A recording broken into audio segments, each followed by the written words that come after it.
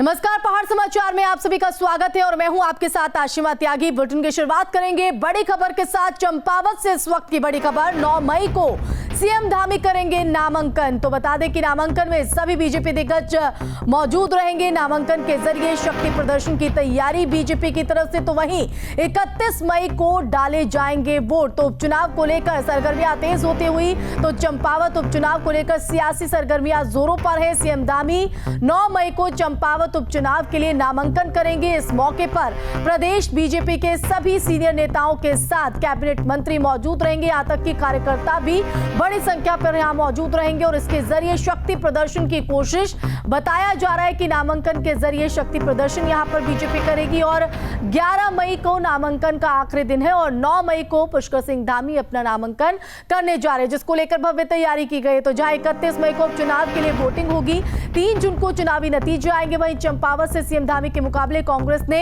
निर्मला गहतोड़ी को चुनावी मैदान में उतारा है। तो बड़ी जानकारी। तो बता दें, चंपावत उपचुनाव के लिए कांग्रेस ने भी अपनी प्रत्याशी का ऐलान कर दिया है। काफी माथापच्ची के बाद अपने प्रत्याशी का ऐलान करते हुए महिला प्रत्याशी पर दाव चला है कांग्रेस ने सीएम धामी के खिलाफ निर्मला गहतोड़ी को मैदान में उतारा है।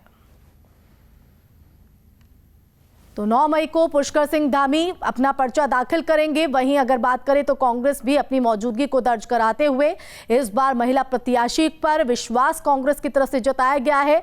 निर्मला गहतोड़ी इस मुकाबले को और भी दिलचस्प बनाते हुए। वहीं अगर बात करें आम आदमी पार्टी की, तो आम आदमी पार्टी भी ऐसे ही एक स्थानीय स्तर के नए चेहरे को कहीं ना कहीं दाव लगा सकती है, लेकिन जो मुकाबला है वो दिलचस्प होते हुए। और यही वजह है कि 9 मई को पर्चा दाखिल करने के साथ बीजेपी की तरफ से शक्ति प्रदर्शन की कोशिश भी रहेगी। यही वजह है कि तमाम बीजेपी के दिग्गज और कार्यकर्ता भी बड़ी संख्या में इस पर्चा दाखिल कार्यक्रम में मौजूद रहेंगे। तो बड़ी जानकारी आपको चंपावत से दे रहे हैं।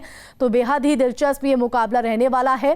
कांग्रेस की तरफ से अपनी जीत का दावा भरा जा रहा है, तो वहीं दूसरी तरफ जो बीजेपी के खेमे के नेता हैं उनकी तरफ से भी जीत का दावा यहां पर किया जा रहा है और कहा जा रहा है कि एक तरफा ये जीत होगी, क्योंकि सीएम धामी की लोकप्रियता इतनी है कि लोगों के वो दिलों में बसते हैं और चंपावत की जनता विकास की बयार चाहती है और उसी तर्ज पर ये एक तरफा जीत होगी। तो उपचुनाव के लिए 9 मई को पर्चा दाखिल करेंगे सीएम धामी।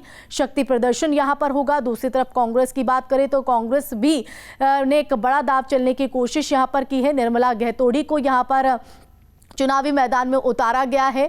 अब ऐसे में देखना होगा कि चंपावत की जनता किस ओर अपना जो रुख है वो देखने को मिलती है। और ज्यादा जानकारी के लिए रुक करेंगे संवाददाता सुरेंद्र डसीला हमारे साथ लाइव जुड़ गए हैं। सुरेंद्र, 9 मई को पुष्कर सिंह धामी चंपावत उपचुनाव के लिए पर्चा दाखिल करने जा रहे हैं और इसके जरिए बड़ा शक्ति प्रदर्शन बीजेपी की तरफ से।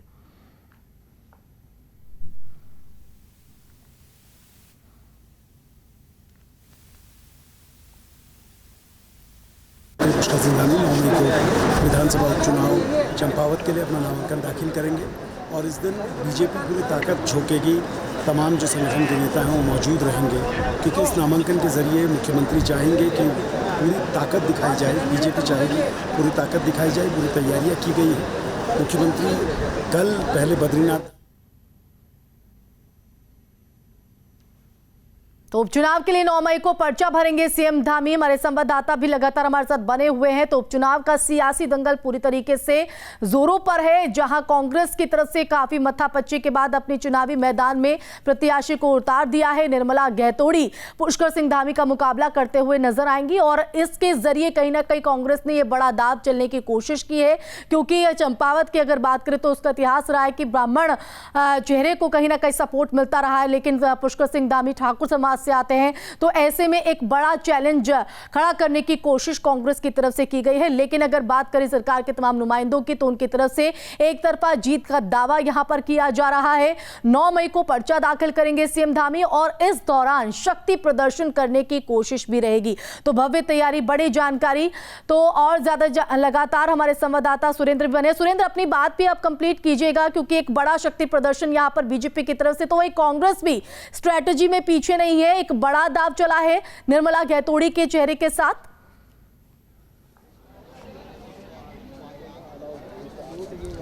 देखिए, कांग्रेस का दावा बड़ा है या नहीं है ये तो खैर चुनाव में पता चलेगा, लेकिन ये तय है कि जो बड़े नेता थे जिनको टिकट मिलने की उम्मीद थी उनके बजाय निर्मला गहतोड़ी को दिया गया है। कांग्रेस इसे भले ही बहुत मास्टर स्ट्रोक बता रही हो, लेकिन ज़मीन पे ऐसा होता हुआ दिख नहीं रहा है। मुख्यमंत्री की स्थिति बहुत मजबूत है और मुख्यमंत्री ने उस सीट को चुना ही इसलिए है ताकि पहले से उन्होंने सारी चीज़ें देखी थी, कई जगह से ऑफर थे, उसके बाद उन्होंने इस सीट को चुना है। बहुत सारी रिसर्च उन्होंने उस सीट पर की है और उसके बावजूद ही वो चुनाव पे वहाँ जा रहे हैं। पहले दिन नामांकन के साथ ही वो अपना पूरा दमखम दिखाएंगे और पूरी ताकत झोंक कर इस चुनाव को एक तरफा करने की भाजपा की कोशिश रहेगी और इसीलिए 9 मई को सीएम का नामांकन किया गया है। कांग्रेस के लिए बड़ी दिक्कत यह है कि निर्मला गहतोड़ी को चुनाव में तो उतारा गया है, लेकिन उनके पीछे कितनी ताकत लगेगी, क्या वो इतना बड़ा चेहरा हैं? हिमेश खरकवाल 2 बार के विधायक थे, अब तक 2 चुनाव वही लड़े थे जो कैलाश गहतोड़ी से वो हारे और एंड टाइम पर अब जिस तरह से उपचुनाव में उन्होंने कदम पीछे खींचे हैं तो उसके बाद ये देखना होगा कि कांग्रेस कितने दमखम से इस चुनाव को लड़ पाएगी। बिल्कुल, लेकिन जिस तरह से ये दाव चलने की कोशिश की है कांग्रेस की, अगर स्ट्रैटेजी को समझना चाहें, क्योंकि आप तो ग्राउंड पर रहते हैं, स्थिति को ज्यादा अच्छे से समझते हैं, इस स्ट्रैटेजी के पीछे कांग्रेस की क्या वजह है और साथ ही जो शक्ति प्रदर्शन यहां पर होने जा रहा है इस नामांकन के जरिए पुष्कर सिंह धामी के दौरान, तो ऐसे में उसको लेकर किस तरह की तैयारी है और क्या एक मैसेज देने की कोशिश?